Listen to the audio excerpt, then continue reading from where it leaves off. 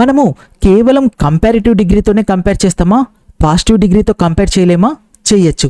అయితే పాజిటివ్ డిగ్రీతో ఎలాంటి కంపారిజన్ చేస్తామంటే ఒకళ్ళు ఒకరికి సమానం లేదా ఒకళ్ళు ఒకరికి సమానం కాదు అన్న ఉద్దేశంతో కంపేర్ చేస్తాం. అంటే చూడండి, అతను పొడవే ఆమె పొడవే, అయితే అతను ఆమె అంత పొడవు అని చెప్పాలి అనుకోండి, ఇంగ్లీష్లో ఎలా చెప్తామంటే he's as tall as her అని చెప్తాం. లేదా అతను ఆమె అంత పొడవు కాదు అని చెప్పాలనుకోండి, he's not as tall as her లేదా he's not so tall as her అని చెప్తాము.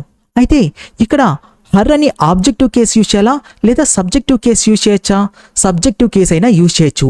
He's not as tall as her అని అనొచ్చు, he's not as tall as she అని అనొచ్చు, he's not as tall she is అని అనొచ్చు, he's not as tall as she was అని అనొచ్చు. అది ఎప్పుడు యూజ్ చేయాలంటే రెండు వేరు వేరు టెన్సెస్ని మనం కంపేర్ చేస్తున్నప్పుడు. అంటే చూడండి, హీ డ్రైవ్స్ ఫాస్ట్, అతను ఎప్పుడూ ఫాస్ట్గా డ్రైవ్ చేస్తాడు. షీ డ్రో ఫాస్ట్, ఆమె గతంలో ఫాస్ట్గా డ్రైవ్ చేసింది. అయితే నేను ఇలా చెప్పాలి అనుకుంటున్నాను, ఆమె గతంలో ఎంత ఫాస్ట్గా డ్రైవ్ చేసిందో అతను ఎప్పుడూ అంతే ఫాస్ట్గా డ్రైవ్ చేస్తాడు అని. అలాంటప్పుడు రెండు వేరు వేరు టెన్స్ని మనం కంపేర్ చేస్తున్నాం కాబట్టి మనం ఇలా చెప్తాం, he drives as fast as she did. చూసారా, ఇక్కడ కంపల్సరిగా షీ డిడ్ అని అనాలి, ఇక్కడ హర్ అని అంటే తప్పు అవుతుంది. ఎందుకని? రెండు వేరు వేరు టెన్స్కి సంబంధించినవి.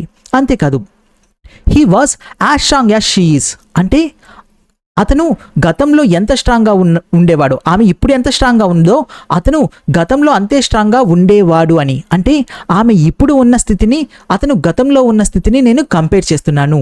ఈ టాపిక్కి సంబంధించిన కంప్లీట్ PDF కావాలి అంటే డిస్క్రిప్షన్లో నా వాట్సాప్ లింక్ ఇచ్చాను, క్లిక్ చేసి జాయిన్ అవ్వండి.